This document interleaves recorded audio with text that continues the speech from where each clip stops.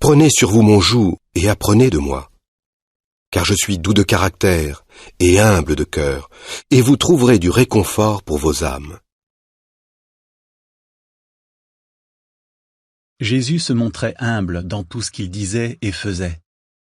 Ce n'est donc pas surprenant qu'il ait manifesté une grande humilité le dernier soir de sa vie sur terre.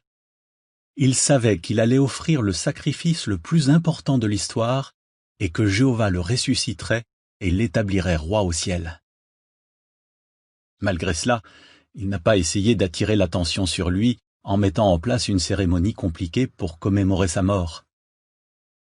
Au contraire, il a demandé à ses disciples de se souvenir de lui une fois par an au moyen d'un repas simple. Ce repas simple, mais approprié, montre que Jésus n'est pas orgueilleux. Comme nous sommes heureux que l'humilité soit une des qualités remarquables de notre Roi céleste. Nous lisons en Philippiens 2, versets 5 à 8, « Gardez en vous cet état d'esprit qui était aussi en Christ Jésus, lui qui, bien qu'ayant la forme de Dieu, n'a pas songé à une usurpation, c'est-à-dire à être égal à Dieu. Au contraire, il s'est dépouillé lui-même.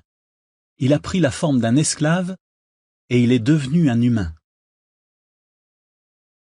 De plus, lorsqu'il est venu en tant qu'homme, il s'est humilié lui-même et il est devenu obéissant jusqu'à la mort, oui, la mort sur un poteau de supplice. Comment pouvons-nous imiter l'humilité de Jésus? En faisant passer les intérêts des autres avant les nôtres. Reparlons de la dernière soirée de Jésus sur terre. Il savait qu'il allait bientôt mourir dans d'atroces souffrances.